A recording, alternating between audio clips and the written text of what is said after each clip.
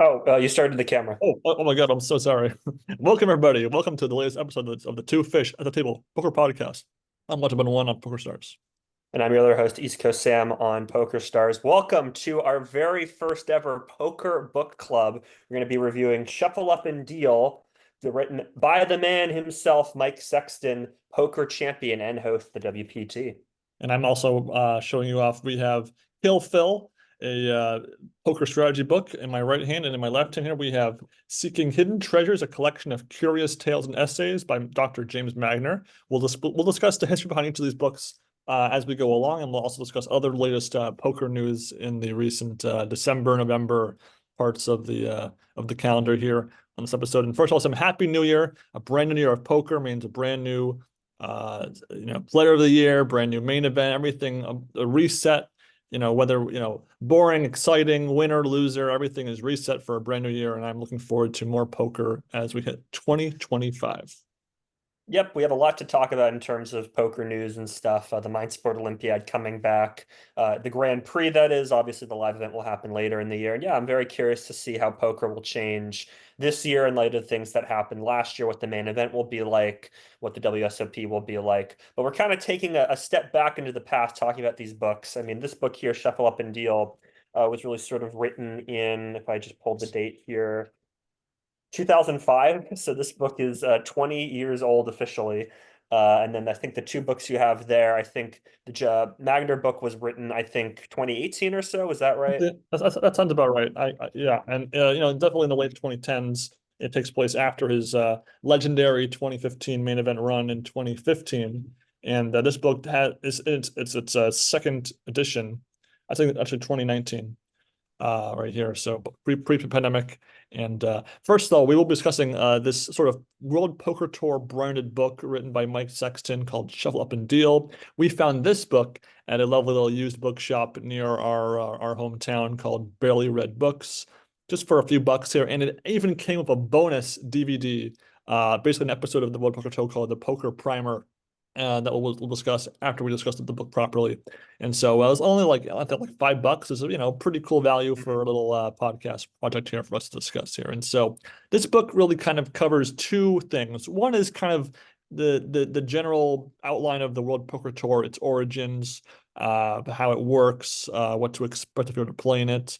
That it has some pictures intermixed with some poker players from just sort of taken at during some of their events. And then it's also just kind of your very basic mid 2000s how to play just hold on with some basic strategy and intermixing stories from past poker situations. Yeah, and it's written by Mike Sexton ostensibly. We don't know if it was a ghostwriter or not who wrote it. As somebody who is a professional ghostwriter can tell you, it kind of feels like it was ghost written. I'm sure that Mike Sexton looked it over afterward and gave his consent. The writing style is, it's accessible. It's written for the general audience. It's written for the person who's seen the WPT on television and is maybe interested in getting involved in poker.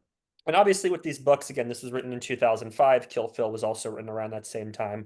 We're not necessarily trying to compare. How do I put this? We're not trying to necessarily say that their strategy is good for our time in 2025 playing poker. We should kind of think of this in terms of if you were somebody in 2005 or maybe 2006, would these books have been good for you in terms of strategy? And, is the writing style accessible? Are these examples accessible? And as I mentioned, I mean, the writing style is accessible. It's clearly geared toward a general audience. And we'll get into the nitty gritty in a moment in terms of how applicable it would have been in those early 2000s during the poker boom.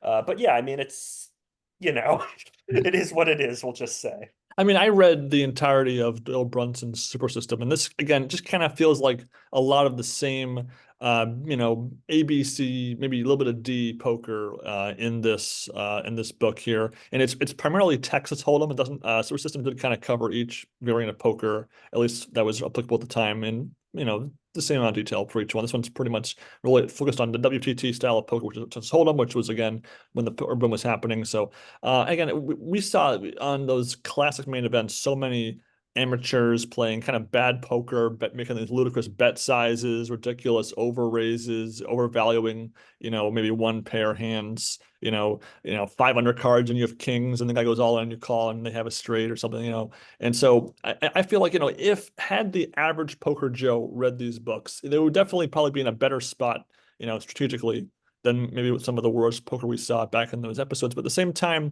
when a poker player is writing a book, there's always that in the back of your mind, are they giving it their A game for this book, or are they sort of holding back their, deepest, darkest poker secrets and plays so that they're not, ruining their game, going forward? I mean, Joel Brunson, his famous quote is that, had he never written the book in the first place, he probably would have made way more money because of all the players that got much better from reading his book. So, that's always in the back of my mind whenever I look at the perspective of a poker boom era poker book. And again, this book, I read it in a couple of sessions. It was a fairly quick read.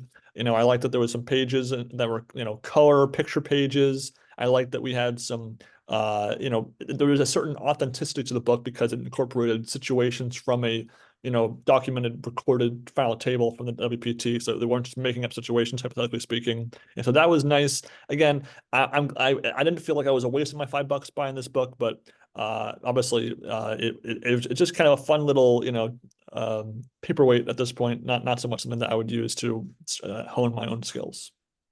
Yeah, I mean, I'm just kind of flipping through pages here. I mean, most of these chapters toward the beginning of the book are pretty simple stuff. Like, there's a whole section on what separates the winners from the losers, and it's things like winners bet, losers call, which, I think that's a fundamental poker rule, right? Raise or folds is more action heavy instead of just calling.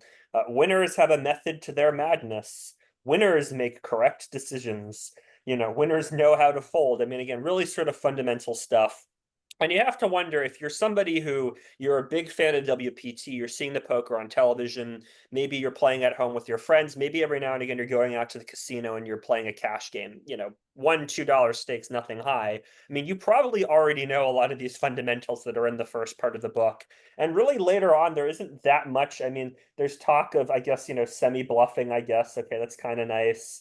As you mentioned, there are examples going through hands that actually occur at the WPT, kind of breaking down the decisions made by the players. Okay, I mean, that can be a bit helpful. But if you're somebody who is inclined to go and buy this book back in 2005, and as I just mentioned, you've watched the WPT, you're playing hands at home with your friends, and maybe you're playing a little bit of cash games and low stakes, you probably already know all of these tips. So the best thing for you to do would be, really to level up, not buy this book, go and study math, go and study solvers, and start to maybe even move into higher stakes and get a little bit more intense practice instead of just reading a book. Yeah, I really didn't have too many notes from reading this Mike Sexton book. I mean, I know I respect Sexton. His role.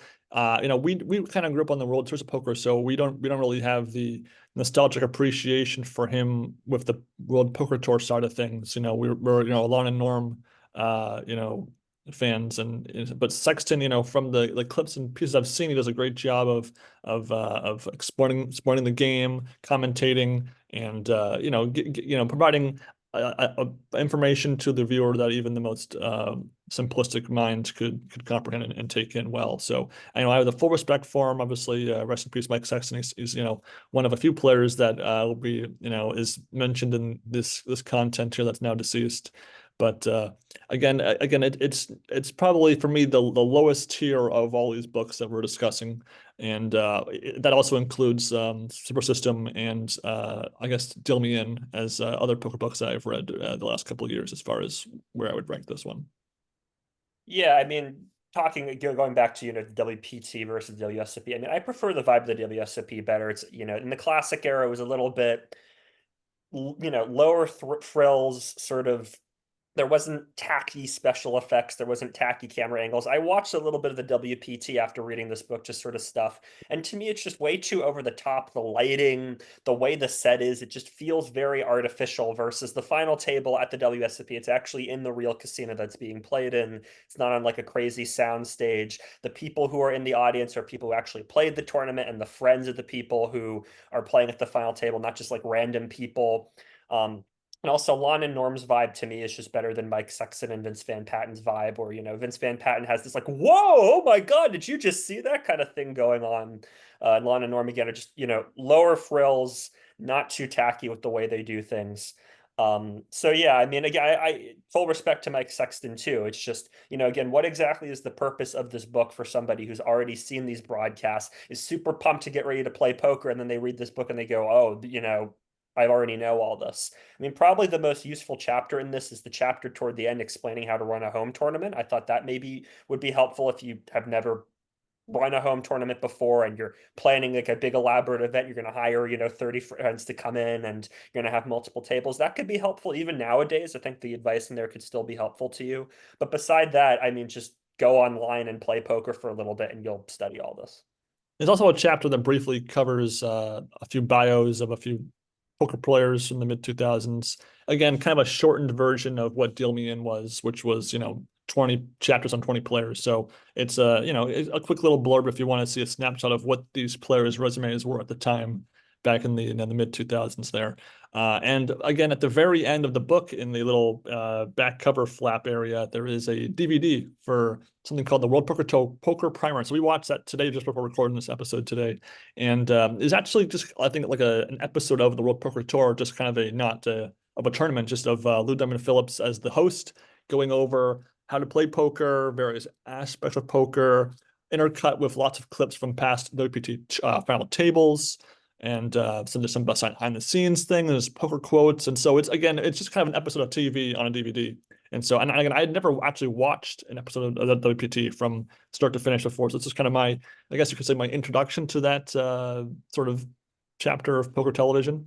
And we were pretty much, I think, Sam, you might agree with me, we were kind of just smirking and laughing through much of this. It was pretty hard to take some of it serious, given how simplistic and how it was kind of poker for dum-dums. Yeah, as I mentioned, if you're a fan of the WPT and you're like, I want to take this to the next level, okay, I'm ready to become a poker player. You've probably already played cash games with your friends and you've gone to a casino and played a couple times. So this DVD, I mean, is just completely useless to you. And even if you're just like a casual fan of the WPT and you're just tuning in and watching it at a bar, you go out to drink with your friends and there it is on a television over the bar and you're just kind of glancing at it. And you see that every now and again, right? You've already learned more poker than you would learn within this little video. I mean, as I mentioned, I find the WPT just tacky in the way the lighting is done, the way the narration is done, and it's emblematic in here. I mean, this really reminded me of a health video that was made in 1987 and is screened in elementary schools. Like I remember back when I was in elementary school when they had the rollout televisions. Does anybody remember those? The Oh rollout yeah, TV, VHS tape. and Yeah. there'd be a little VHS tape, and it's like, "Hi, I'm insert celebrity here from this television show from 1980s, and I'm here to talk to you about healthy eating." That's like that kind of quality for this this little video here. I like Lou Diamond Phillips. I think he's a good actor. He seems like a nice guy. No scandals or anything involving him. He does his job fine. I mean, Ben and I both, I think probably our favorite part of this is, Lou Diamond Phillips would be kind of like talking to the camera like this, straight on, "Hi, I'm Lou Diamond Phillips, and this is how poker works." And then it would like cut to an angle like this, be like, he'd kind of turn toward it too, like this. "Hi, I'm Lou Diamond Phillips, and this is how we're going to tell you about poker. Poker is a game of luck. Poker is a game of skill," just like that. It's funny every single time that's done. Yeah, no, it is. And again, one of the bigger problems is when they're showing clips of the WPT final tables that are, that they'll have a section about bluffs and they'll show like a bluffy situation from a past final table. We don't see the whole cards on the screen. So it's kind of hard to really put the whole picture together. They're trying to tell us that this player is, playing table position. So then you would want to naturally see a hand that, you want to see like some total junk that he's playing with the dealer button versus a stronger hand in the big blind. So we can kind of put those dots together of why that play is emblematic of that component of poker. And we just don't get that, but only seeing maybe the occasional Mike Sexton saying, "Oh, he's got an ace and a jack in the hole, and he's got a king and a 10 in the hole." That's only shown, maybe 20% of the time, said by Sexton 20% of the time. So it's kind of hard to put those all together. And again, it begins with just like, remember the 0304 main events had the poker instructional video tutorial intro. And we basically get a very long breakdown of every little thing. The blinds, what a blind is, the hand rank. The very first part is really the hand ranking. So it's like you have a pair. That's the lowest. No, ace high is the, first of all, let's get the ace high part of it. And then they go up, one pair, two pair. And then he repeats the whole thing at the very end, like, oh, come on. I mean, you wouldn't buy a poker book and watch the DVD in the book without knowing what the hand values are. I mean, come on.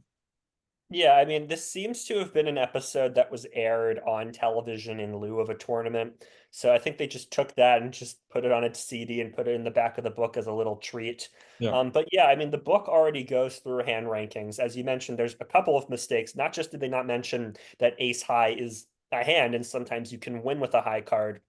Lou Diamond Phillips at one point he's explaining two pair said something like, "Oh, two pair can only beat one pair, and it's not very good." Well, first off, two pair can be a pretty good hand if you have two cards in the hole and you match them to two cards on the board, right? And second, he doesn't go through like high cards, right? Like, oh, if there's two pair on the board, but you have ace in the hole and he has a king in the hole, you beat your opponent, right? He doesn't explain high card when it comes to one pair either. If there's one pair on the board and you have an ace in the hole and they have a king in the hole, you beat them, right? Like little nuances of the game aren't really explained here. They don't really talk about, two pair where, you have like pocket nines and there's two tens on the board. So you technically have two pair, but your opponent could have a better, pair in the hole.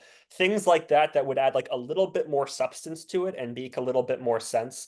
And as you mentioned, like you already know this if you're watching the WPT. And if you don't know this already, you can find upteenth sources on the planet to go look at this. So what is the point of this?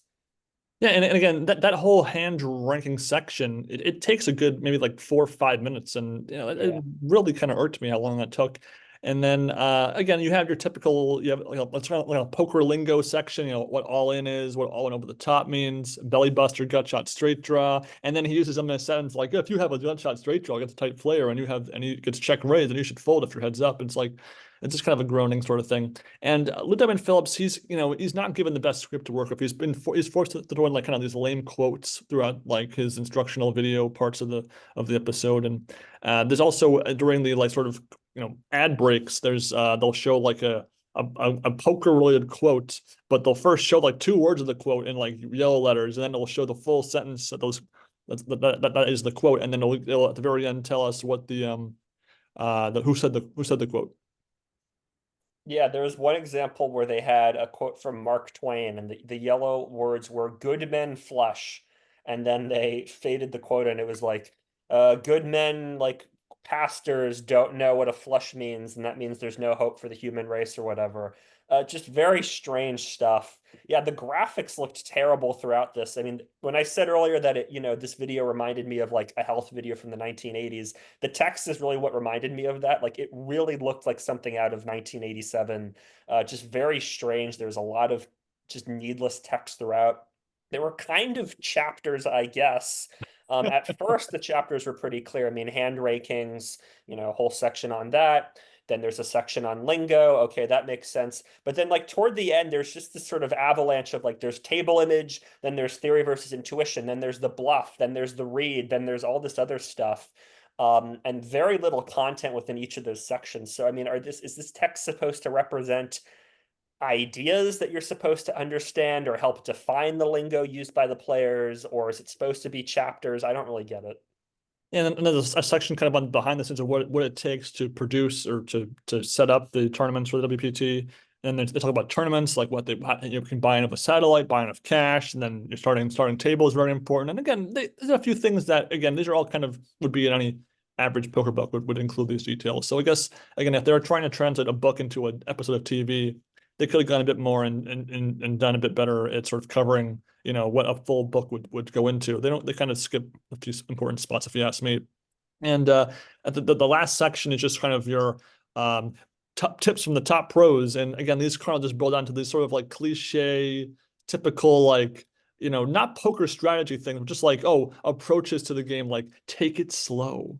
Choose your moments, pick your spots, watch the winning players, read poker books. Like again, those are all, those the advice is not bad, but when I have the top pros, Howard Lederer or Phil Ivey tell me pros, I want to hear them say like, check raise on a double paired board with when you have no showdown value. Just like really specific things that would kind of get my blood pumping here and this cool advice from the top players. Yeah, I mean, the only thing I found interesting was the 30 seconds of content about behind the scenes at the WPT. I'm a sucker for when there's like sped up showing something being Oh built. yeah, time They had like lapse. a sped up clip of showing a WPT set being built. Mhm. And this is what I said earlier when it's like on a soundstage, it's not really in a casino. Like they showed it was like an empty room at first. It looked like a hotel room. And then they put in the stage. I don't know if this was in the casino that they built it. I don't know. But anyway, like it was kind of interesting to see that being set up. And they explained that it took 75 workers 2 entire days to set up this entire set, which, that's pretty cool to know. But again, that was like 20 seconds. There was barely any content there. And then, yeah, as you mentioned, I mean, these tips at the end are just absolutely dreadful. And they kept hyping up these tips throughout too. Like they had these little, ad breaks, like coming up next, the players are going to tell you inside poker world, what the tips are. And then it's stuff like, buy poker books. And thankfully they didn't say like, buy my poker book or, buy Shuffle Up and Deal by Mike Sexton. They didn't go as far as that, but I mean, it's still just very strange. Yeah, really, the only fun thing about this episode or video was seeing these poker players, 20, 25 years ago, what they looked like. We see a baby Phil Hellmuth with no hat on. We see Alan Cunningham with hair.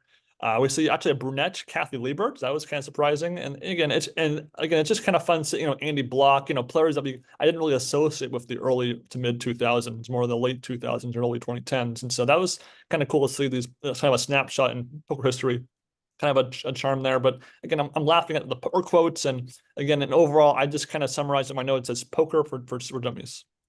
Super Yeah, dummy. I mean, this is useless information. I mean, this is the worst poker instructions or worst poker tips, I mean, ever. It's the most generic, toothless stuff. If you're playing play money online on Poker Stars, you're going to learn more about poker than you are watching this DVD. Even in 2005, I mean, even by the standards of where the game was back then and what strategy it was like back then, you would learn more doing play money on Poker Stars. Totally agree. And I guess we had accumulated a few poker books. I had a feeling, I had this like sixth sense this will be kind of the weakest read. So I'm kind of glad we chose to get it out of the way first, because this next book I have much more to say, because it was actually inspired by the back end of my 2023 or our trip in 2023 to Las Vegas. This is again the day of Adam's day two, which is the day after you and everybody else had gone home from our trip, when I met Dr. James Magner in that sort of hallway waiting area in the casino, because he actually told me about this book. Seeking Hidden Treasure showed me that unlike other poker books, there's a bit more of a purpose to it. And that's very true. It's really a collection of short stories. There's a poker novella mix in there, a few essays, and it's sort of a collection that he wrote over a number of years. And this is, I believe, the second edition of the book. And so the opening of the book does mention, a little bit of the process of going from the first to the second edition. And so with this, I had I didn't write a super detailed notes on this book, but I did write like kind of a one sentence blurb summarizing my thoughts on each short story, and then a little bit more towards the later sections as well. Mhm. Yeah, so I actually am a short story writer. I think I've mentioned this before that I'm a creative writer. I have 14 publications in total for creative writing, mostly poetry, but some prose as well. I'm also a contributor to Wild Roof Journal, which is a literary magazine. I was on the literary magazine in my college as well. I was actually on the staff for 3 years, and I was a general staff for the fourth year. So I have experience with short stories, and I've been in writing workshops and all that sort of stuff. Nothing big, nothing high profile. I don't have a book out yet. Hopefully they'll change soon, but we'll see. But anyway, like I have experience in terms of writing and reading and reviewing short stories. So I was very curious reading this because this is the first sort of book of fiction that we've read. We've obviously talked before many, many times about poker films and how poker functions in fiction. And I will repeat what I have said, and I think every single time we've talked about poker fiction, that in my opinion, poker needs to serve the story. The story can't serve poker. I mean, so many films and our television shows we've reviewed have been derailed by the creator loving poker and wanting to show these long scenes of characters playing poker and, aces versus kings and full house versus full house and all that. And okay, that's fun, but if you use poker as a device to hone your characters and hone the story, that's going to be a lot more meaningful for the audience than just these long drawn out poker scenes, are often scenes that explain what the rules of poker are, like in Lucky You, that scene where he's explaining to Drew Barrymore how poker works. Like if you're an audience member going to Lucky You, probably already know how poker works. But anyway, I was very curious to kind of see what Dr. Magner had written about in the poker novella. And the way the book is structured, the novella is toward the back of the book. So you have to read through these other short stories. And I'm curious to see what these short stories are. And The point that I'm belaboring toward is I really didn't like these short stories. I really, really didn't like them. I'm sorry to Dr. Magner. He's a more accomplished writer than I am. Um, but we'll kind of break things down. But yeah, I mean, they're accessible. They're very easy to read. I read the book very quickly, including the novella. The essays were, they were for what they were, they're fine. But the stories, yeah, I really didn't like them. There are a lot of things about them I didn't like. So we'll just So let's discuss me. So, because I really don't read too much fiction. Like I was always that kid in school that was reading in the advanced reading group in the elementary school class, and I hated having to do summer reading, and it's tougher when you're forced to read something versus being the one that initiates the motivation to read a particular book.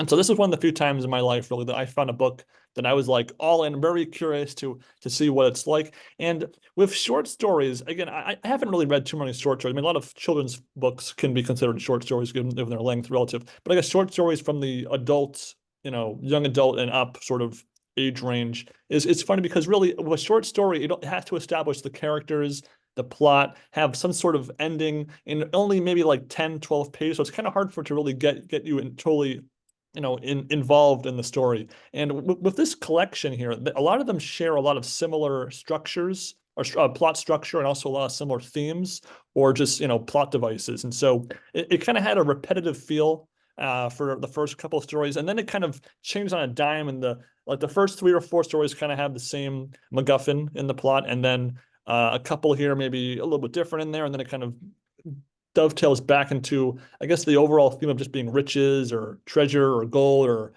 someone poor finding money becoming not poor. I don't know. I'm kind of generalizing things, but there's I think I didn't count how many, but there's probably like 10-ish short stories. And then there's a novella, and then there's a few essays at the end. And so the first couple of short stories here, the first one's called Gold for the Taking. And again, I didn't hate these stories per se. My biggest problem was I guess I'm kind of the wrong audience for like romance in a short story, or so that some of the dialogue for the romance bits kind of maybe cringe a bit or a little awkward.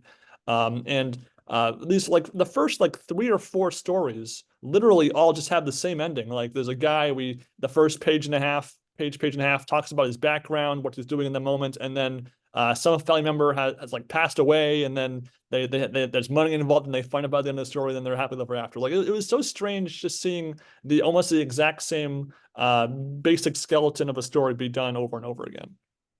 Yeah, it was very odd. It's, there's a generic white guy, and then you have an exposition dump about his backstory, and he really, really wants to get a girlfriend, or, he has a heterosexual relationship with some woman, and yeah, like their relative dies, and then they find money. Yeah, I mean, it was very strange reading that over and over again, and, you know, I found the characters very generic. Don't just give me an exposition dump that says, John Smith was an engineer working for this company and he didn't really like his job, and then his uncle Seth died, and they weren't really close when they were young, but then Uncle Seth left a will saying, oh, insert mystical cryptic sentence here. Oh, and then Seth was like, I wonder why my uncle left that mysterious quote. And then one night he went outside and he looked under the moonlight and he found this hidden treasure underneath the floorboards. Um, I mean, just very strange to have that story over and over again. One thing is that the very beginning of each story kind of got me intrigued. Like it would kind of start a little bit cryptic, and I'd be like, where is this going to go? And then there would just be this exposition dump. And then I also noticed that he left a couple of explanations.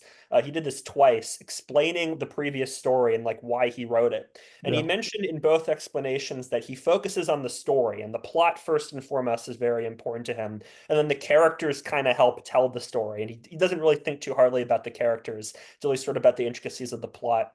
That to me is a big red flag in creative writing. I think everything needs to work in synergy with each other. Your plot, your characters, your imagery, the dialogue and the audio qualities of the dialogue, the narrative voice, which explains what the characters are thinking, where the characters are going, what do rooms look like. All of this works in synergy with each other, and one quality can't be more important than the other. So it's just kind of odd to hear somebody say like, oh, I cared more about the plot than anything else. And it's strange to hear him say that because, again, as you mentioned, the plots are so similar to each other, and I don't feel he got a lot out of these plots. The first story as an example, that's kind of interesting, a treasure hunt, and there's this mysterious figure who's written this will and said, hey, I've left treasure on my property. You have 30 days to get this treasure. If nobody gets the treasure, then it's going to be donated to the camp. Like, that's an interesting story. You can have all these characters competing with each other, and there's somebody who's really greedy and wants to get everything. And these other characters want to give money to charity and all this sort of stuff. Like, there could be this intrigue here, but there isn't really any intrigue. And then the ending just,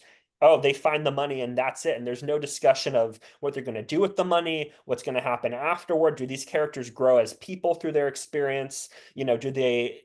Has something been revealed over the course of the journey that's going to affect their relationships moving forward? Nothing like that. It's too abbreviated and it's too insubstantial for it to really land. Again, no offense to Dr. Magner here, but it just doesn't work for me. Yeah, so it's kind of funny because you almost could have just had like it be the same protagonist for the first like 3 or 4 stories. You have a brother, you have the uncle, you have the aunt. You could have literally just had him like you could have just had it be the same guy, and each chapter of his story is a different short story, and it's just about he learns about from one family member about, and maybe you could try to draw like a family legacy is kind of doing this sort of type thing, and then maybe he could do that for his son or to the next generation. That could have been kind of a cute little ending. He does the same for his next of kin. But because each character, each story is its own universe and it's a separate, story, and it's short stories, you have to reset the script every single time, and you eat up a large chunk of the page count before the story ends.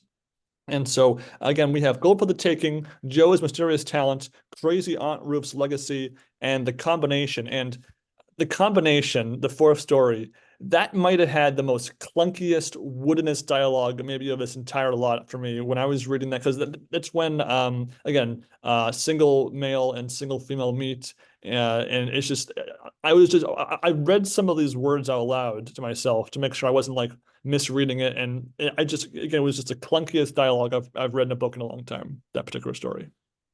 Yeah, I'm not gonna lie. I was kind of uncomfortable with the portrayal of women throughout the short stories and novella. The first story, Gold for the Taking, does have like a female protagonist, and she's treated fairly neutrally, Yeah, fairly intellectually as, somebody. He actually the one who solves the puzzle and figures out where the money is. Like when I read that, I'm like, okay, that's I didn't think it was a super well written character, right. but nothing stood out to me. Throughout the rest of the stories and then the novella, which we'll get into, the portrayal of women is just very objectified and very sexualized and one note. Um, and I was really, really put off by it. I'm trying to remember this particular story. Is that the one with the woman who's like living by herself and Yeah, and the she had aunt like a has difficult. died, and so he needs her to go to the combination for the safe and unlock the safe, and they figure it out. Yeah, it was bad. Yeah, I mean, romance is just it's a really tricky thing to write because romance is such a diverse phenomenon and every romantic relationship is different and obviously a lot of romantic relationships don't work out. So I mean, there's a lot of different directions you can go in terms of the dialogue. But yeah, the dialogue here just felt like an exposition dump from both sides. It didn't sound natural. I mean, yeah, I was just cringing just kind of reading it. I wasn't taking notes during it, nothing like not one particular line stands out, but just everything was just like, oh my God, like, is this really how this is gonna go? And then again, the descriptions of the women throughout this again are just very sexualized. It's very much on their anatomy and what Yeah. they look like and not who they are as people. This is one problem I have with the narrative voices throughout. It's mostly third person narration with some occasional first person narration. The novellas in first person narration, as an example, but there's no real insight in terms of like what characters are thinking, how they're feeling.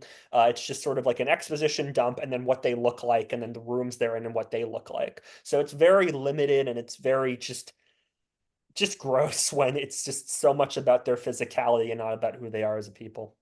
I will say that the short story diversity does change a little bit more in the later short stories after that first sort of third-ish of the collection. There's a story called Emerging from the Great Twilight, where this like I don't know office worker steals some money from some burglars, and when his company is at a convention or something, and I don't know, it's just kind of a really weird story, and there's like a moral quandary about do I take it, do I not, and the ending didn't really work for me at all for that one. I thought that the first half was okay, I guess, but the ending kind of sunk it because it didn't really connect to him getting away with the money or anything. And then there was a story called Miracle in Montana, which was again pretty derivative of the last chunk of stories. Once again, it kind of switched the needle back to sort of the same structure as before. And then we have, I guess, maybe the most thought-provoking story, I suppose, for me. It was pretty, I know, it was called Ends and Means, where you have a priest trying to talk a guy out of like killing half of the world with a virus. I mean, so they're talking about murder and evolution, ethics, and you know, it was a bizarre story. I guess it was so bizarre I could almost appreciate how ludicrous it was, but and it wasn't, you know, derivative of the last several stories, but uh again, it was just again, it is a very curious collection, as the cover of this book suggests. Yeah, so first the office worker one, where Oh, he's sure. like Yeah. this sort of like loser office worker. Again, he wants to get a girlfriend, and there's this like, cute girl at his office, and again, she's described just, in physicality. Um, anyway, he goes to this convention, and he's kind of just an extra pair of hands asked to help out.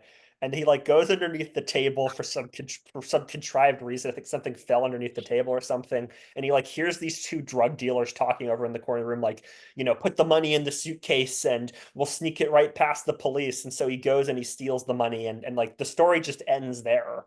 Uh, I mean, the plot is very much like No Country for Old Men, the movie, the Coen Brothers movie, where it's pretty much the same premise, where there's this guy, he's a Texas rancher, he's a former Vietnam veteran, he's out hunting, he finds a drug shootout, a bunch of dealers have been killed, and there's a suitcase full of money, and he takes the money.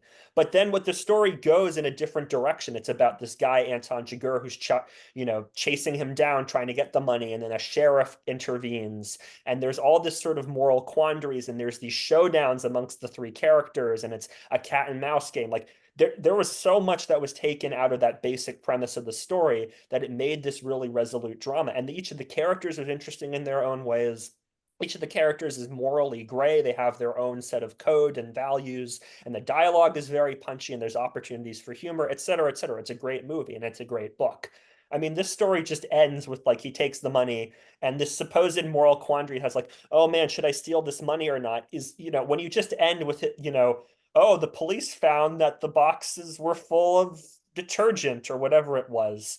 Um, it really just cuts that moral quandary short, and it again means like you just don't get a whole lot of meaning out of this. And then the priest story, yeah, was kind of interesting. I was curious to see where it would go, where it went, but it didn't really go anywhere. Like they just sit in a room and they just talk to each other about biology. The priest just so happens to be this like expert on biology. The guy who wants to kill 3.5 billion people is established as like working in a government laboratory, and he handles biological stuff every Yeah. single day, the science very well. And like this priest just so happens to be an expert too and is able to talk him down. It's very strange. Like it would work in a dark comedy, I think. Like if this was played for like balls to the wall laughs and political satire, then this concept would work. But it just kind of feels like Dr. Magner is really interested in religion. Pretty much the recurring theme throughout all of his essays is him as a Catholic and being a doctor, and him balancing those two identities. He's also obviously very interested in medicine and biology. So it didn't really feel like, he's taking his interests and he's telling a story based off of them. And he's using his story, or he's using his interest to fuel the story in a meaningful manner. It feels like he's writing a story to indulge himself and to validate his beliefs and validate his passions. And it's just, if you're not super interested in Catholicism, if you're not super interested in biology, you're just not going to get anything out of this.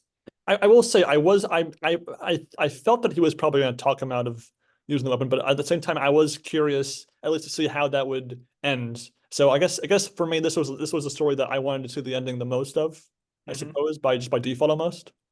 But again, yeah, again, it stood out for me from the last, several stories that was, quite samey. So that was fine. I actually don't remember what Miracle in Montana was about. I don't know if you have it in your notes. I don't remember. I don't remember. I think, was that the one where what's the guy and he goes out into the wilderness with his like Uncle Jesse or whatever? Maybe. Well, do you want to open the book now and just see I'll like just, just yeah, I'll pop it up. Why I'll not? just take a quick look. Miracle Montana, where are you? And just one more thought about the priest and the scientist. The characters are so thin there. Like the scientist wants to kill half the world because of overpopulation or something. Like it's just very strange what the reason is. And again, like if that was dark comedy, like it's a satire of science, like overpopulation is going to destroy the Oh planet. yeah, it's the one where the yeah, the gold and the uncle's like dying and he doesn't want to go to the hospital until his stuff's in order. Yeah. Okay. Yeah, again, like five of these stories are here's this generic white guy. He really wants to get a girlfriend, and his, uncle or whatever is dying or has died, and then there's gold at the end. It's the same thing over and over again. And I understand like authors have interests, they have themes that they riff on, and a collection of short stories should all speak in conversation with each other.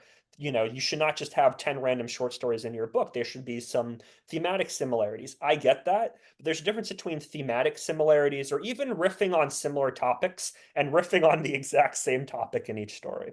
Yeah, like you could have had one be a pure comedy with the same bullet points. You could have one be a drama, one be a tragedy, one be a romance. You could have hit every category of writing, but he Mhm. didn't quite do that at all. Afterward, we have only 150 word long story called "The Best Policy." I just Mhm. I just it, I have nothing to say about it because I don't really see what was the point of it. It's such a short. It's almost like a paragraph at that point. Yeah, so there's something called flash fiction, which is usually very short prose. Each literary magazine has their own policies. Some magazines will only publish flash fiction that's Mm. only 100 words long. Other flash fiction will go as short as 6 words. So this is actually pretty standard stuff to have, a piece that's exactly 150 words long or exactly 2 sentences long, whatever that might be. I liked it fine for what it was. I mean, again, it's pretty much emblematic of what we've been talking about. Here's this guy, and he has this opportunity for riches. And this particular example, he finds a wallet on the ground and it's full of money, and he figures out it's his neighbor who has it. And so he gives the wallet over, and the guy is so, touched that this guy handed his wallet and they gives him the money back. It's economical, it's fine. It gets through its message fine, but it's one of those stories where you read it once and you don't need to read it again. It's spelled out to you. Everything's kind of there. The morality is very clear. This is something else that Dr. Magner wrote about in his explanations of these stories, that he likes to write good characters. He doesn't really write morally complicated characters. And with the exception of that office worker who steals from the drug dealers, yeah, I mean, all these characters are very morally clear and morally pure in who they are, which again just makes the stories just so much boring to me because people aren't perfectly good or perfectly evil. There is moral ambiguity in them. So. And then another story after that would be The Message, which is again, it kind of reminded me of the sad levels of Elite Beat Agent slash Owendan, where someone dies and tries to like leave behind like some sign of that they're okay to their loved ones. I don't know if you know what I'm talking about, which levels I'm talking about. No, But so I guess I kind of appreciate that on the nose comparison reading this. And there's also again, this is one of the other stories that has a little after section about writing the story. And again, so the twist kind of comes from how can he sort of like fool the I think the angel Peter to allow him to sort of like let his wife know that he's okay, and so the angel kind of like overlooks how obvious a clue it is with this mug that he's putting in a certain spot in their home, such which she can associate with him due to the initials on the mug. And so I guess to call it a twist is a little bit of a reach, but sort of like the oh that's how it all fits together moment. I guess that was okay, I guess, but again, all these stories are always from the guy's perspective. I think it would have been nice if it had been from the woman's side of things instead, actually. Yeah, I mean, this is probably my favorite short story of the bunch just because it's, first person narrative, so it's a bit different than the other ones. Mhm. I kind of liked the idea of like, St. Peter is like a middle manager in an office. It's kind of a cute image. It's probably the best image and sort of idea within this entire collection. It's I find it pretty saccharine. Okay, like it's so touching that, this guy manages to leave behind a message for his wife so that she knows that he's in heaven, but it's like, he got killed for no reason. Like that's pretty sad. And again, as I mentioned, I would have liked to have seen like from the wife, like how does she take this message and move forward with her life and come to terms with her grief? It just ends with her discovering the message, so you don't get a lot out of it. And yeah, like I just find the whole idea of like, St. Peter checking you off to go to heaven or not, just to be kind of a cliche. Like you bring up Elite Beat Agents. This reminded me of Harold and Kumar 3 when Neil Patrick Harris gets killed and goes to heaven. And it turns out that St. Peter is a bouncer at a bar and heaven is just a giant bar. Like, it's a cliche to have like reinterpretations and reinventions of St. Peter and having to pass through St. Peter's gates and all that. This story just, again, you read it once, you get what the message is. Maybe you'll like it, maybe you don't like it. I found it just kind of saccharine. Um, You don't need to read it again. There's no nuances within the dialogue. A couple kind of like small nice details in the narrative voice, like he's talking about the guy who like crashed into him. He calls him an idiot. Like that's, little punchy things like that add a little bit to a story, but not enough that I feel like the need to go back and reread it. And I'm just like, okay, I need to go get some insulin because it's just too saccharine for me. I mean, the section of the story where he dies and it sort of describes the feeling of dying. I guess my attention was drawn to the page, I guess, from that point, because I guess it's not too often you see a story that sort of goes into exactly like the moment someone dies, like how their body feels or something like that. So I guess that was kind of cool, I suppose, for me. Another let's see, the next story here would be Homicide in Hartford. Nice guys sometimes win. And so this one suffers for me from having just way too many inner monologues during the story. I mean, there's always a balance when you have like a first person point of view on a story, but for me, I was laughing at just how many times there was inner monologues in this one. What was this one again? I don't really I remember it. believe this is the one where the guy is on a plane, talks of somebody about like he was getting like going on an airplane. He's talking to himself like and waiting in line for like a burger before he goes on the flight, and then he's able to identify the murder suspect based on that like brief interaction he had in the airport. Oh yeah, so this one I just found too contrived. Like, and he like finds a book on a plane that somehow relates Yes. to the crime, which I just found very strange. And then he's just like appoints himself as like an investigator and is tracking this guy. Um, yeah, just too contrived. This is kind of an example of, again, first person narration not working. As you mentioned, the inner monologues and inner insights just aren't really meaningful when you especially have a story that's just kind of absurd and strange like this one. Um, props to him, like, dealing with a murder. As I mentioned, his characters are pretty morally pure. So here's a situation that's a little bit grittier. Mhm. But the murder itself just isn't interesting enough to really grab my attention. I'm trying to remember. I don't know if I forget the name of it. There was a story where the guy is like investigating these two people with his friends. Yeah, He runs into like this barn to and then like they fall through like the floor. Which one was that? I forget the I name of think the that was the last one, wasn't it? was that called subplot? Oh yeah, you're right. I'm sorry. So I'm out of order. You're right. Sorry, it was on my notes. Excuse me. So yeah. So after the homicide one, we have the fooling the devil, which is just is really short, just almost like random Nazi era story, which and I just for me, this is probably the one that I just checked out the most reading. I just didn't care for it. Yeah, I didn't see if this was based on a real story or not. I thought it was kind of just strange. Yeah. It's sort of like a parable more than anything else that, this not Nazi family, a Jewish family is trying to escape the Nazis, but they really want money so that they can start over and be prosperous.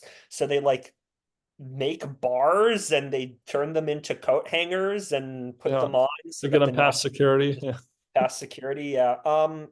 It's again like a parable. It's sort of like a cracky little story that you bring up in if you're a pastor talking to, your audience and you're trying to get a message across. Like this is the kind of story that you'd use to talk about, thinking on your feet and being economical or whatever. It's kind of a strange addition to the short story, especially after a story about a murder.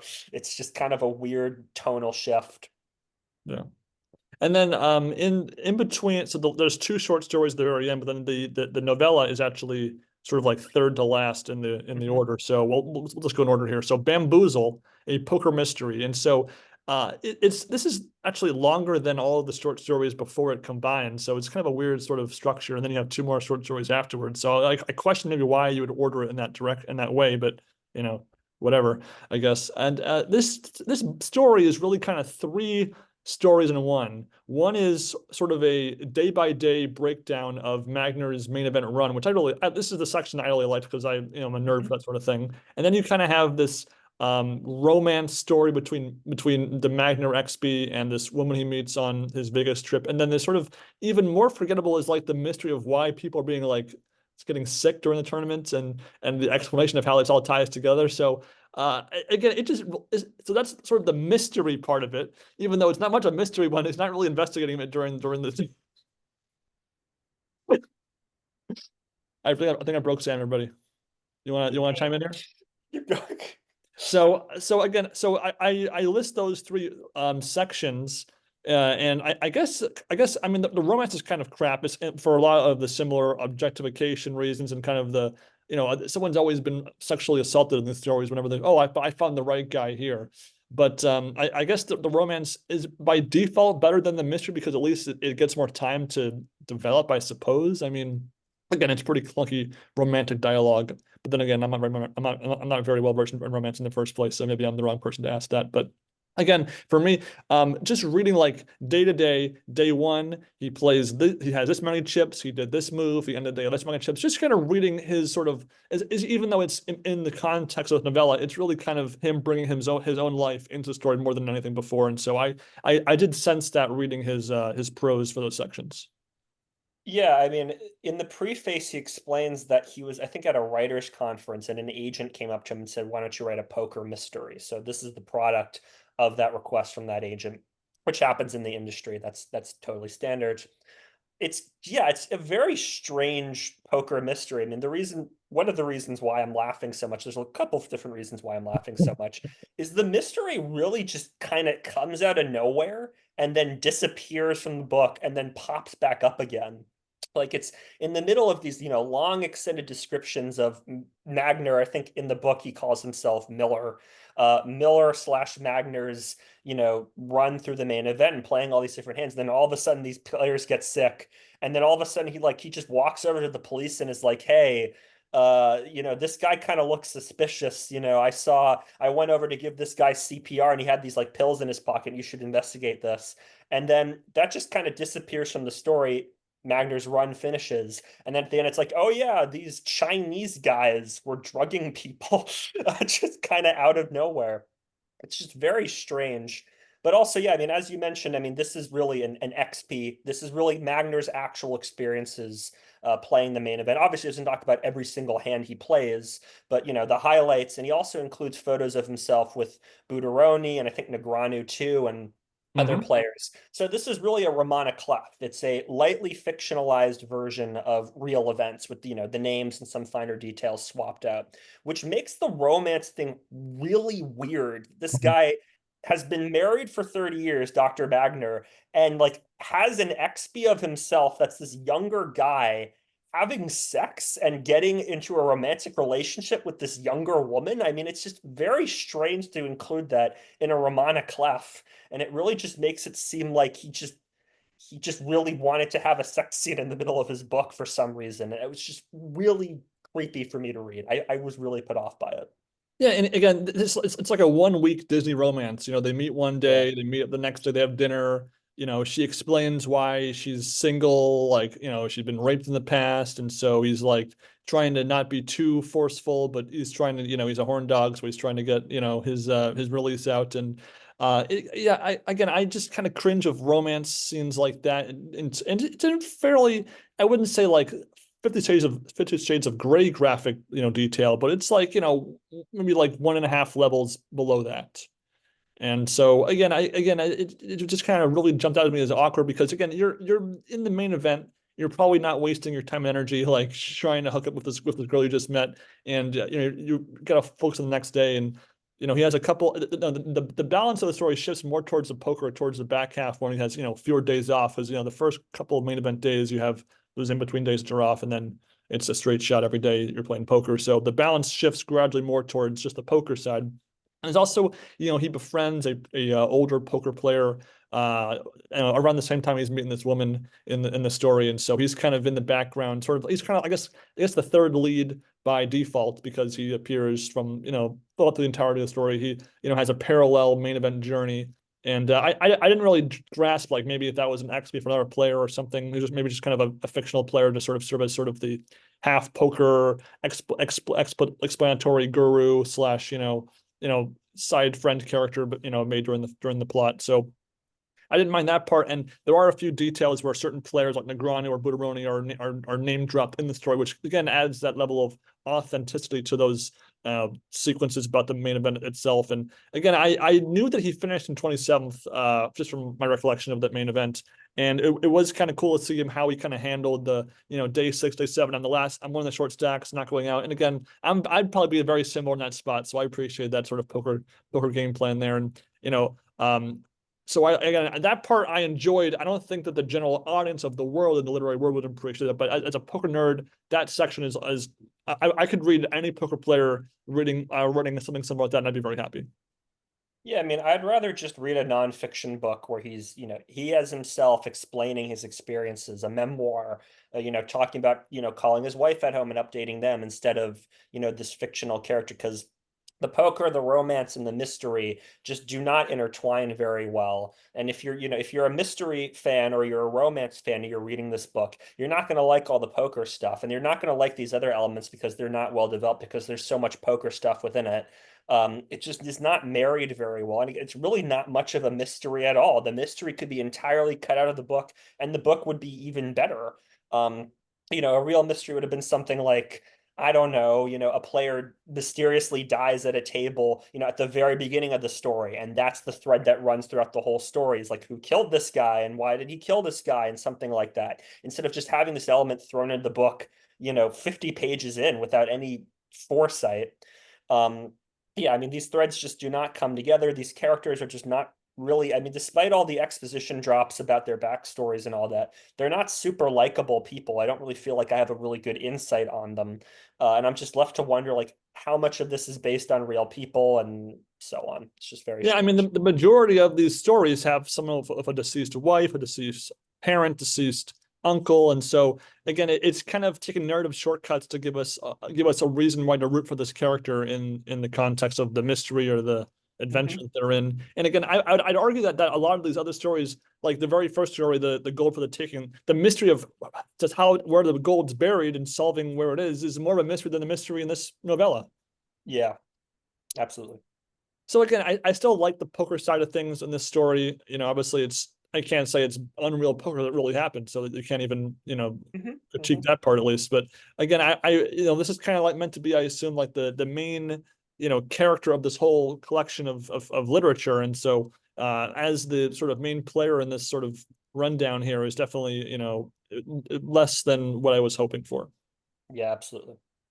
And then there's two more short stories, oddly enough. Knowledge is Power, where a guy is kidnapped and has to communicate to his family using coded messages from when the hostage takers allow him to communicate. And so I like kidnapping, actiony, mind game type thing. So I guess it's again a short story, so it's not much time to develop. But I guess I was okay with this one, I suppose.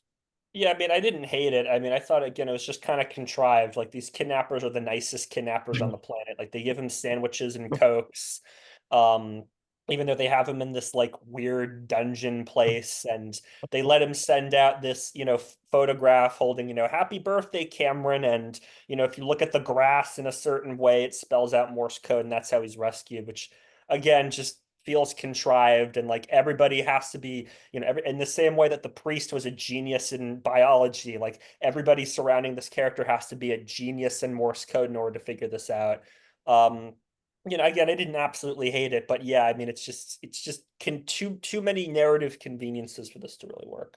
I agree. Although I guess the whole Morse code being a picture, I guess I've seen worse contrivances. So I guess in the Sure. grand scheme of things, I'm not torn up about it. And then the last one is called Subplot. This is the one I was confused about earlier, Mhm. where this guy is, it opens out of order with this guy being chased by these mystery people, and then we cut back to what precluded that situation. And he had gotten a letter that was not meant for him and went to the wrong person, and he tries to figure out what it means, and his friend kind of goes spy mode. And again, it's pretty ridiculous that someone would risk their life for this sort of endeavor. But I guess because he put a little more effort into maybe the out of order storytelling, which we love so much in those poker movies we've watched. I guess again, it's probably for me one of the higher, better ones, only because of the suspense of knowing how did we get here in the first place. Yeah, I mean, that's always a good device to kind of show a scene out of order and leave the audience wondering, like, what does this mean? A lot of horror movies, the first scene of the horror movie is essentially like its own short film. And, you don't see who the killer is, but you see the murder happen and you wonder, like, who is the murderer? Something like that. Same effect here, why is this guy being chased?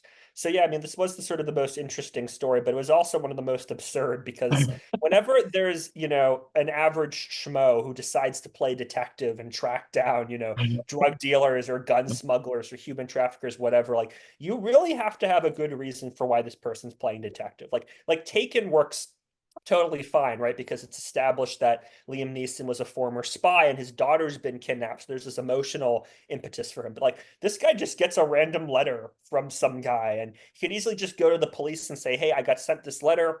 I think it's written by the mob. I think it's written by drug dealers. You go and investigate it." But he takes it upon himself, and his friend agrees to join him, subject their personal safety, and they're supposed to be like playing a poker tournament too. Like, don't you want to go play poker instead? um that just doesn't make sense to me. It's fun, it's interesting to watch, but it doesn't make sense to me. Yeah, it's again, it can be like the old like dumb action film movie type category for fiction, I would say, less short form fiction for me. And so that is considered part one of the book, that collection of writing by Dr. Magner, and then part two is just a series of curious essays, as they're called. And again, for the most part, I just didn't find these to be very interesting in general. There's, I think, one, two, three, four, five, six of them in total. Mhm. The first one is, how do I politely defend religion to my best friend, an atheist? And I didn't find that essay convincing at all. I didn't think that it just was a complete swing and a miss for me as far as answering that question that the essay asked in its title, and as far as how you would go about that task. I would not do that. I just didn't work. I just D minus. Yeah, I mean, I'm interested in talking to religious people. I'm an atheist. I don't believe in God, but I'm interested in engaging in religious dialogue and Yeah. understanding where faith comes from. So I mean, I got, a little bit more out of these essays than you did maybe, but yeah, I mean, I think they were too short. I would have liked to have seen him like write his own book about being a doctor and coming to terms with, he thinks through things in a certain way within his medical life, and then within his spiritual life he thinks through things in a different way, and he thinks about miracles and he thinks about what those mean. Like, I'd rather just see him like tackle that in a book and really spend time laying out his ideas. It's all these essays are just a little too abbreviated. There's a little bit too much of like, oh, go read this book instead. Well, I'm reading your thing. I want to hear what your thoughts are and what your perspective is. I would really be curious to see like a doctor who is surrounded by atheists, who is a very devout and committed Christian. Like, how does he negotiate with those people? How do those people negotiate with him? How does he again divide his medical life with his spiritual life? Really go into details about this and flesh this all out instead of just glossing it over in these essays. And then the second one is again kind of in the same vein of religion meeting science. So again, I kind of skip read that one. Like I usually would not skim read these stories, and I did for that one, unfortunately. Yeah, I mean, we talked about earlier about how the first few short stories were all very similar to each other. The first few essays were all very similar to each other. They really could have been consolidated into one essay with, maybe the one about George Washington and miracles, being a little bit different than the other ones, even though he talks about George Washington and miracles in the other essays. Yeah, I mean, he could have just consolidated these together and then again just spent more time honing his ideas, putting his own voice and his own words and his perspective, and that would have been a lot more interesting. To your point on the George Washington essay, that was really more about like I felt like a history lesson than a talk about miracles. Like he talks Yeah. about this anecdote from about fish and fog, and these are also referenced in the novella. Ironically, there's a lot of overlap with a couple of these essays with the novella, with some of his streams of thoughts. And so he talks about the fish that they ate during the Revolutionary War, and then also how they used the fog to sort of escape from a bad war situation where they were kind of in a bad vantage point, so they were able to hide through some fog and get out of Dodge. And that was, obviously every little strategy worked out for the Americans in that war, of course, looking back. But again, it was more of a history lesson than it was an essay about miracles. So it was like an odd focus there. Yeah, one thing I just remembered about the novella was like the long conversation about religion between the Magner guy and his girlfriend. Like it just kept going. And they have this, like, they're sitting down in a restaurant, they have this long, long conversation about religion. And like the Magner character at one point like pulls out quotes out of his wallet and is like reading these long quotes out from his wallet, which is I've never just something I've never seen anybody do in my entire life. Like it's a classic cliche to show like somebody's smart. Like, look, I have this quote from George Washington in my pocket. Um, yeah, I mean, again, it's clearly just like him trying to indulge in what he enjoys. Like he really finds this story about George Washington miracles so outstanding. He writes an essay dedicated to it. He refers to it in another essay, and he refers to it in his novella. He really is passionate about being a Catholic. So he makes his characters Catholic and he writes a story about St. Peter and all that. Like he's using his writing to share his passions, which is fine, and that's everybody, does that to a certain extent, but you have to have your passions serve the story. Your story can't serve your passions. And it's, if you're just not into that kind of stuff, you're just not going to get much out of the writing. And then speaking more to the recycling nature of his writing, he recycles again some of the novella for this next essay, or maybe the order he wrote it was reversed, but it was called A Poker Player Physician Reflects on Luck.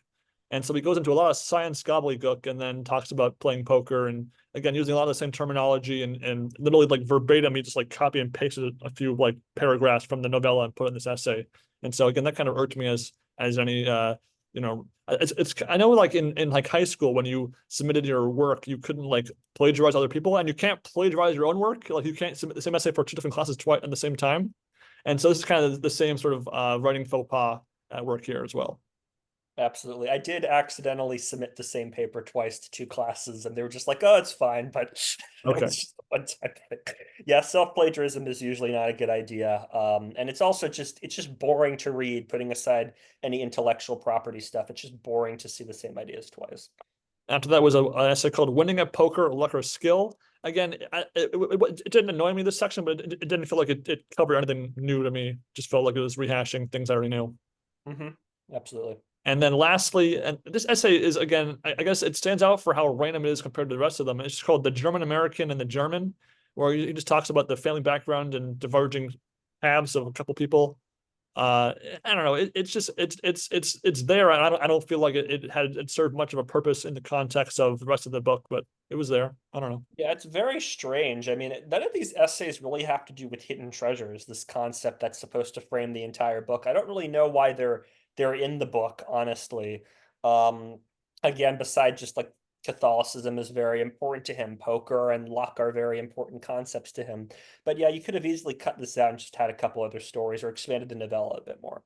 And so that gets to the end of the book here. And again, I have a lot more thoughts about this book than Shuffle Up and Deal. And so, and Hmm. again, honestly, just like reading the short stories one at a time, I usually, in a reading session, I'd maybe read like two or three and then stop. Then the next day, read two or three. And so just the narrative of going from one story to the next and being like, this is the exact same thing. Oh, this one's totally off topic, and this one's back to the old. It was kind of a fun little, but even if kind of odd reading experience, even if I didn't enjoy a lot of the stories here. I mean, I'm glad I read it. Obviously, if I hadn't met Dr. Magner in Vegas, I would never have considered buying the book. It's again a very odd book. Like I'm not really sure who it's written for or what the ultimate goal was. I mean, or if he just had a lot of published work and he wanted to put it in all one big collection, I guess. I don't know. But again, as my introductory to the world of short stories and adult publications, it was definitely I'll remember it, but I won't remember it fondly. How's that? Yeah, I mean, as somebody who's more experienced with reading and writing short fiction, yeah, I mean, I would give this a 1 out of 5. Again, no offense to Dr. Magner, I'm sure he's passionate about writing, seems like a nice guy, all that. But yeah, I mean, there's really nothing I can really recommend in this collection. There's no story that really stands out. There's nothing really about the writing that I find exemplary, and there's a lot of qualities, namely the treatment of women. But also, as I mentioned, I mean, the fatal problem, putting aside the treatment of women, is, as I mentioned, that he says that he prioritizes the plots, but the plots feel really thin. The novella, the three strands of the story do not connect together very well. The poker is not super intriguing if you're not into poker like we are. And then, all the stories just end with them getting riches, but there's no discussion of the consequences. The riches aren't used to help drive the story forward. It's just they found this money and that's the end of it. Um, so yeah, I mean, it's just very thin and insubstantial writing. I wish Dr. Magner the best. I hope that he continues to hone his craft, but I cannot recommend this book. I can only recommend it if you want just to read something very off the wall, bizarre, Mhm. and something that we've talked about. If you're a fan of the podcast, I guess. I'll hang on to the book. If I ever see Magner again, I'll get him to sign it because I think that'd be kind of fun. If I'm ever in Vegas again, he's there. I'll see. I'll try to look for him. But again, it's a 1 out of 5 book, I suppose. But I had a better 1 out of 5 experience reading it. If that makes sense. Yeah. Like like watching a bad film, you can enjoy that watching a bad film with friends. Again, that same mentality only for a book. So that would be my thought on that. And if Matter makes another book, I'll be happy to talk to him in Vegas about it and maybe buy it afterwards. But I think from there, Sam, I think it's time to move on to our third book here, Kill Phil, the fast track to success in no limit poker tournaments, written by Blair Rodman and Lee Nelson. Yeah, so Blair and Lee were two fairly prominent players back in the mid 2000s. I think Lee was named the #1 player in Australia at the time, like '05. Haven't really heard. I like vaguely recall their names. I mean, I'm sure I've maybe seen them at the Yeah. main event once or twice or something. But they're obviously not super prominent now. But the foreword was written by Phil Hellmuth himself, and obviously he's on the cover. Kind of an insubstantial forward, unfortunately. It's kind of just him being like, "Oh my God, this is such a good book. Don't take Kill Phil seriously. Don't take it literally. Ha ha ha." And so, reading the forward, I'm like, okay, this is going to be interesting. And it was very interesting to see what the strategy is. Very odd, very strange. Yeah, so unlike Sewer System or Shuffle and Deal, which is kind of like a generality thing, this is one of the first book I've read that's like a specific take on poker, not just like Right. basic advanced intermediate strategies, but this is like a concept of poker and its application in the tournament context, both in different levels of basic bare bone kill fill strategy, intermediate and advanced. And they do clarify at the top of the book, though, that a fill is not one fill in particular. A fill is just sort of slang for a top pro. So it could be Phil Ivey, Phil Hellmuth, Phil Galfond, or it could be Negreanu, Antonius, whoever. It's just a term so that the book can frame it around that name for the system. And so uh, it first begins with an introductory section about small ball poker and long ball poker, which of course I thought about Curb Enthusiasm with Long Ball Larry, but that's neither here nor there. And then it breaks down things into 4 sections: beginning considerations, beginning strategies, intermediate strategies, and advanced strategies. And so while the actual like bare bones skeleton of Kill Phil is unique in poker, I just never quite bought the idea of like playing such a specific, like narrowing your options to either hand range is this, and you either go you bet big or you fold. Like I just I didn't buy the concept really at first reading this book. Yeah, I mean, to just spell out the concept clearly, the concept is if you are an amateur poker player playing your first poker tournament, you go all in with aces and kings. I mean, that's essentially what the concept is. Yes, you open up your range a little bit more. They do talk about um, stack sizes, that if your stack size starts to go down, you open up your range a bit more to, queens, jacks, tens, nines, ace king suited, ace queen suited. There's a lot of discussion about suited connectors, 7-6 of hearts, jack 10 of spades, and how in certain spots you'll be a little bit better off than if you're ace queen versus ace king, you're dominated, you're in really bad straights. But if you have 7-6, you can still hit a 7 or a 6, or you can hit a straight, things like that. But yeah, the fundamental of the book is you have aces or kings, you go all in, and you don't do anything else. Um, Well, no. What I also gleaned was that you raise like 1/5 of your stack when you're going to raise, and then you go all yeah. in for the rest on the flop. With the idea being that you're an amateur, so you want to avoid making mistakes. Therefore, you already have your game plan established. But the thing is that you just have to lose one hand, and it does. You're out. Like to put your entire tournament in on like, oh, you'll assume you're going to win every 60-40, or you're going to win every 82-18, all in spot, and then it just I never bought that you'd be able to be consistently making it be at past like level 1 with this plan, because you're gonna lose on that first all in so often that the rest of the book is just totally useless. Yeah, and also, I mean, again, as we mentioned before, like, who is this written for? Because if you're somebody who's interested in buying Kill Phil, right? As I mentioned, you've probably seen the WPT and the WSOP on television. You've probably played around with your friends in a home game. And maybe you've gone out to the casino a few times, played 1-2 cash games, played $5 tournaments, sit and goes, and all that. Like, you probably have some feel for the game. You probably have some understanding of strategy, right? And then you read this book, which is like, okay, cut your range down to just premium hands, go all in with aces and kings. When your stack drops down a little bit, then you can go all in with ace king and ace queen. I mean, imagine how confused you would be. Like, I just don't understand like who exactly this is supposed to be written for. Like, I doubt that somebody who's never heard of poker before is going to pick up this book. I doubt that somebody who's watched WSOP or WPT is going to go and buy this book, right? They'll probably buy something like this because of the WPT branding, right? So I don't understand like who this is supposed to be for. And I just think it's way too reductive to have it just be down to, I understand the principle of like raise big. You do want to raise a lot, push the action. You don't want to be pushed back against. Okay, that principle makes sense. But to reduce the game so much, I mean, if you're a casual player who wants to get into poker and you see like, oh, I'm only going to play two hands every 15 orbits, you're not going to want to play poker based on that. And also, the book recommends like shoving like 5-4 suited, like when your stack drops below a certain amount, like you want to count the blinds of the antes and how many orbits around the table you can do. But the key principle of this whole book relies on the fact that the top pros don't want to be all in at risk early in a tournament. They want to, small ball you. But there are pros that, when they know they had the best hand, they're going to call you and not care about, oh, I'm going to lose, in a coin flip. Like if they have ace king, they're not going to fold if they know that you don't have like aces or kings. And so the idea, I guess I'm comparing, poker 20 years ago to poker now, but I feel like, the book assumes that if you have like 10-9 suited and you go all in, that a fill is only going to call you with like aces or kings, when that's just not true. And then therefore the whole strategy comes apart at the seams at that point. Yeah, and also, I mean, the strategy doesn't really work against other amateurs who might, oh, I have ace queen. Well, that's a good hand, so I'll just call you, right? So, I mean, the strategy really just doesn't make any sense at all as far as I'm concerned. And it's completely, utterly out of date with the solvers era, where again, any experienced player knows ace queen is likely ahead, ace king is likely ahead, so they're going to call you off, and you turn over 10-8 suited. Um, I mean, the only real salient piece of advice that I can think of, and this is kind of in generality, is yeah, when you raise, you should be raising big. You should be pushing the action. You shouldn't be intimidated by a professional at the table. Okay, that's salient advice that still applies today. But I mean, this I think was out of date back then, and it sure as heck is out of date now. I mean, I'd almost want to try the strategy as a joke in like Yeah.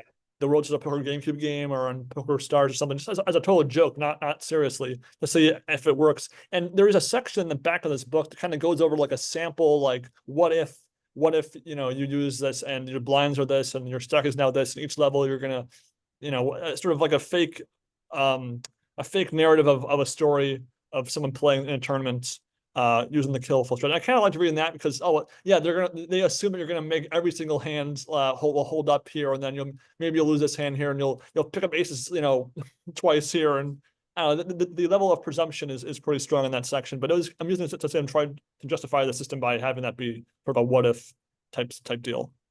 Yeah, and they go over tells. They explain that classic, this is what you do when you're strong. This is what you do when you're weak. You should sigh at this time. You should do this or that, which again is just out of date. Um, again, like there are some little nuances here and there, in terms of post flop action. This is what you should do. But again, the whole kind of point of the book is to not have you be involved in post flop action. So there's no discussion of what you should do on the turn. There's no discussion about semi bluffing. There's no real discussion of any of that because it's raise big, and if you miss the flop, go all in. So I you mean, really don't learn much at all. I wouldn't mind like making like a PowerPoint that went over like each section, like what the key principles of kill, fill, basic are, and then intermediate and advanced, just to elaborate just how ludicrous this whole system sort of feels to me. I mean, I know maybe it might have worked at some point in time. I'm not saying it would have been a total wash throughout every point in history, but I wouldn't feel comfortable playing the strategy. Although it'd be kind of fun because it's so different from my usual game that I guess there'd just be kind of almost an arm charm to trying it out in practice. But not with my money, of course, on the line. Yeah, it was my intention to play a Poker Stars play money tournament using this strategy. Unfortunately, we didn't have the time to do it before this recording, but I would like to do it just once. Not in the MSO. I'm not doing this in the MSO, but just like a play money tournament just as a goof to see if there actually is a section about online play. So it's all the live play, and then there's a section explaining online play. And again, the hand selection is a little bit different in online play because they figure people play a little bit more wild online. There's Yeah. also a section where they talk about they tried this out online and people were like sending them death threats and saying like F you and all that. Of course, again, as somebody who's played a lot of stuff online, I can tell you like players go all in with 10-3 offsuit. They'll call you off with Jack Deuce offsuit, things like that just to play hands and try to gamble. So again, I really just don't think this would work online. I just doubt this would work at all. I doubt it. But if anybody watching us, listening to us, has ever used the kill fill system, let us know, and we'll be happy to discuss the merits and the demerits of that system. And maybe you can prove us wrong. Who knows? Yeah, I mean, there's killfill.com. They mentioned like you can go on killfill.com internet forum. I think that's gone. There Yeah. is a I just Googled this right now. There is a Las Vegas Advisor article that says, "Is kill fill relevant in today's poker tournaments from 2022?" So this is a book that's in conversation. So maybe this was a bit successful back then. You I never don't know. really know. Uh, just very strange. I enjoyed reading it. Me Like too. it was a blast to read. Like I really enjoyed it. It's the most unintentionally hilarious, I think, poker media I've ever seen. But yeah, it's very strange. Yeah. And so, and all, I mean, I enjoyed reading it, even if I didn't buy into the system. So I guess I'd rank it above the other two books just by default. Again, I love saying that word by default here.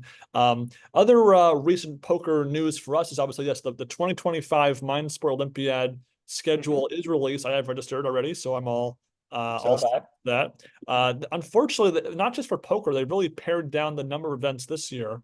And Hmm. so the events will stretch from January 24th, this is for the Grand Prix, of course, until March 1st. And there's only, if I count this right, there's only 7 poker events. And the roster of events is pretty simplistic in that it's not, there's no fusion, there's no new events at all this year. We just have Texas Hold'em, Raz, Omaha High Low, Deuce to Seven Triple Draw, Showtime Hold'em, which I'm very excited for, 8 game mix, and 7 card stud high low. And so no 5 card, 6 card Omaha, no 5 card draw, no PLO, again, just 7 events. And so I really am only like super excited for maybe 5 of the events because I have some fairly sizable confidence in those events. I'm not really, again, not good at 7 card stud high low or triple Hmm. draw, but the other 5 events I feel like I have a fair shake of it. Hopefully work won't get in the way of me playing these events. And again, my goal is just one medal, whether it's bronze, silver, gold, don't care. I want to just top. I bubbled the event last year in Raz, and I want to finally end this route for me. Yeah, I mean, I'll just try to do the best I can do. Yeah, I'm disappointed. There's no heads up events this year. Well, that's right. Yep, me too. There's just 8 game. There's no horse. There's no other mixed games. Yeah, I mean, I don't really know why it's so thin this year. I think they wanted to have events not be scheduled on the same day as each other. That's fair enough. I mean, there's a number of days just looking at the schedule here, like February 2nd and February 3rd, where there's no events. So, I mean, if you're worried about simultaneous events, you could spread them out across those days if you want. Yes, I mean, to give the full schedule, Texas Hold'em is on Saturday, January 25th. Raz is on Thursday, February 6th. Omaha High Low is on Thursday, February 13th. Deuce to Seven Triple Draw is on Monday, February 17th. Showtime Hold'em is on Saturday, February 22nd. 8 game mix is on Tuesday, February 25th. And then finally, 7 card Stud High Low is Friday, February 28th. So again, we'll just see how I do. Um, yeah, it'd be nice to win a medal. It'd be nice to, finish in the top 10 of the Grand Prix contestants. It'd be nice to, get third place again and everything if I can. We'll just see how it goes and what the cards fly as they do. I haven't been playing a lot of poker lately. I've been busy with a lot of other things, the literary magazine being one thing, a lot of other stuff. So we'll just kind of see how things go. I think I should be able to play all the events, but knock on wood for that one. Anything can happen. So we'll see. Yeah, again, I just want, again, my work schedule can get in the way, and I really want to not to have that problem for at least for the Hold'em and Raz events. Everything else Mhm, is mhm. not as big a deal for me. We'll see. We'll see. Yeah. Other news, the conclusion of the 2024 World Series of Poker in Paradise. Hmm. I didn't really watch too much of the action except for maybe the main event with which had some pretty big names running deep. Chris Moneymaker, of course, ran bubbled the final table in 10th place, but he was playing some great poker there. And also Liv Marie had come out of retirement to play in this World Series, and she actually managed to get all the way into 4th place. Very impressive for her. Happy for her to just kind of come out of poker retirement for a little bit. And I will also give props to the very sleek production of these Foul Table streams. The camera work, the camera, everything just was very clean, very solid. They had whole cards for all the tables that were featured, and unlike the American main event where they only have the first 2 tables with pull cards. And so, and they also had each table have like a name, like the reef table, the coral table. It was kind of a slick little theming for the naming of those tables. So I enjoyed the broadcast. I do kind of wish the Go version would be more similar to this sort of style. Yeah, I was very impressed with the production value. The graphics looked really cool. There's this kind of cool effect where like the players that were yet to act were like on the screen and it kind of like cycled through them as players folded their cards. I thought that was cool. Yeah, I was very excited to see Liv Boehry back. I think she got the highest cash out of any female player ever. It was like $2.7 million. That was also just a fun event to watch. The guy who won it, whose name escapes me, like I thought really played very well, and I'm curious to see him in the future. He's somebody I haven't recognized from previous events. Yeah, this was a fun World Series. I mean, Alejandro Lococo won his first bracelet. I'm always excited to see that. Yeah, the production values were very good. I'm very excited to see where the WSOP goes from here. And hopefully the Vegas WSOP can learn examples from the production value and the use of commentary and lighting in their coverage moving forward. Yeah, and besides Lococo, we also had Alex Fox won his third bracelet, Chidwick won his second one, and Nick Schulman won his sixth one. So he's getting up there actually with six bracelets. So very impressive for him. He's been on a roll. He's kind of in that Josh Aria, Jeremy Osmus category of top pros that have been having a very solid last couple of years. So maybe Helmuth might have to look behind his back because they're starting to have a few with 6, 7, 8 bracelets kind of building behind him here. So you never know, that could be a battle in the future. Absolutely. Beyond that, Negreanu made some waves recently with some tweets proposing some rule changes to the World Series. One being changing the final table level structure from time to number of hands played. And so I remember playing party poker as a kid for the sit and goes that they had the events be like 9 hands rather than 10 minutes. And I thought about it. I don't really see any harm in that being a thing. I mean, as long as I got the right number of hands, like hands per minute, like as long as that ratio made sense to me, I wouldn't be against that for a foul table. That way, things just kind of flow more naturally. Sure, that might be interesting to watch. As long as the rule is articulated to all the players in advance, the number is set and makes sense. Would the number of hands change if as the table dropped down? Would there be, would No, still be I think it'd be the same. I think it'd be the same. okay? I mean, well, I'd be curious to see that as an experiment. Wouldn't be the worst thing. Yeah. And then he also wanted to propose no masks and no sunglasses at the table. And I wonder if hats would also be included there. And with this one, I'm maybe a bit more, hesitant to agree with because I feel like sunglasses, I just think that you just gotta let people wear. I mean, some folks have like glasses that have like very faint shades to them, and some have, pure black. I feel like just let them wear what they want on their faces. It might be annoying, but it's just player cards. Yeah, I mean, I don't have a huge issue either way. I understand also like the lighting and the setup in the room. You may want to have glasses, sunglasses to protect your eyes from the lighting. But I also understand that, you do want the players to be a little bit more visible. You want them to be a little bit more outspoken at the tables. But on the other hand, yeah, I mean, face masks and glasses do help your game, and you want to promote your own game instead of offering entertainment to the viewers at home. Poker's not intended to be an entertainment game. It's intended to be a game played for money for the players. So I don't really care either way. I can see arguments to both. Again, as long as the rules are articulated in advance, that's all I really care about. And then the last poker content that we had watched in between our last episode and today was we were just at home on Christmas Day watching on stuff on demand on our TV, and we popped on. There was this episode of the 2019 Poker Stars Poker Championship, which is just part of the EPT branded that umbrella of poker content. And so it was like an episode like kind of, I think like halfway-ish into the tournament. And again, it is not for the most part, we've been main event on the World Series of Poker, ESPN, Poker Go, Fanboys, not so much the WPT or the EPT. So it was a chance to watch that content for the first time. I've not seen this tournament before. And we had probably a pretty miserable time watching this, wouldn't you say? Yeah, I mean, a lot of problems here. First off is Joe Stapleton, who's just annoying. I do not like him. He's the worst commentator, just boring. And then secondly was some pretty atrocious hand selection, which was funny because they would just cut to a hand like midway through on the outer tables. And we know what the cards were sometimes. And other times we wouldn't know. And just be like, we want to show this player in a hand. We don't care what kind of hand it is. We'll just have an excuse to show him on camera, whether it's a platinum pass holder or top pro or whatever. And so it'd be like, 30 seconds he's been bet into on the turn, he just folds. And then, okay, great, thanks for showing us that hand. Let's move on to the free table or something. It's just, again, each hand should have a purpose when it's a abridged, 45-minute episode of television. Yeah, and also another thing is that there were just too many platinum card whatever's, oh, this person won the, XYZ tournament and this person won a writing contest, so she gets to enter into the tournament. There were like 15 of them brought up within this episode, and it just kept going and going. And I understand you want to have, amateurs interacting with pros and duking it out, but amateurs who have, actually earned it versus just winning some random satellite somewhere. Yeah, again, it just felt like we were watching at 1x speed, which is Mhm. not the norm for us. Usually we watch on, Exactly. faster, times two or something like that. So again, that also made things drag it longer. But then I felt like this was like an hour long and it was only like 45 minutes. It just really dragged for me. Yeah, and they also tried to splice in, little interviews with the platinum card holders or whatever, and you didn't really learn a whole lot about them. I do kind of like they had this like lit hallway or something, and they're like standing in the lit hallway with their arms crossed. I thought that kind of looked cool.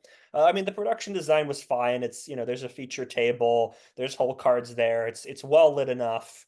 The graphics look fine, nothing special, but there's really just nothing about this episode that makes you want to go back and watch what happened before or makes you want to go and watch what happened after because the hand selection is just so bad. And so I believe this particular tournament took place, it was like January of 2019. So that's just Hmm. something about 2019 and bad poker coverage, I guess, because that was also, I think, considered as one of our least favorite main events in the Poker archives of all time. Maybe even the worst one. I think we thought it was the worst one, or tied for the worst of Yeah. 22 or something like that. So unfortunate, but again, we kind of got a little mix of other brands of poker during this content summarization by us for this episode of our podcast. And so there we have it. Yeah, I mean, we could talk about the WPT moving forward. I mean, we kind of need more content to talk about, so we could tackle a season of the WPT. I'm up for that. If you have any suggestions at home, feel free to offer that. And looking in the future, we also have the Mike Madison documentary finally released on Amazon Video, so we'll be able to watch that pretty soon. And we might even have a special guest or two to discuss that documentary with us on an oncoming episode of our podcast here. And so that can be what you guys can look forward to. And again, we have no real set, game plan or plans for the new year besides just improvising with how things develop. We'll see what happens here. I'm sure we'll hit episode 100 this year, and we'll obviously give you guys updates on how we do it in the MSO as well. Yep, and we'll try to update you throughout the MSO. We might not like have a whole episode dedicated to it, but we'll try to mix some stuff. And as I mentioned, any suggestions or if you want to appear on the show to talk about anything, we're still open to interview requests. We're more than happy to have an interview. Any length, anytime, anything that works best for you. If you're only available for an hour, we can have you on. If you want like a freewheeling conversation like we had with Greg Raymer for 3 hours, we're happy to do that. Obviously give us a little bit of time to do research on you, but we're more than happy to do an interview. Yeah, and again, guys, leave your comments below if you've read any of these poker books, or if you want to know where you can find them. Usually, Amazon or some used bookshop in your local area would probably be a good starting point. And if you have any books you want to send to us, let us know in the comment section. We'll give you a way to get in contact with us, and we'll read any books you want us to. Just let us know in the comment section, really. Yeah, and I'll plug my literary magazine again. It's the Wild Roof Journal. We release a couple issues every year. I've been working for Wild Roof Journal for the last 9 months now. Totally great literary magazine and art as well. So you can submit anything you want there. I don't necessarily read all the submissions. The editor in chief gives me a few every now and again, but feel free to send something there if you'd like. It's great opportunity to get your stuff out there. Exactly. And so until next time, guys, enjoy your poker, enjoy your books, enjoy your poker in your books. Yep, take care, everyone. All right, and happy New Year. Happy New Year.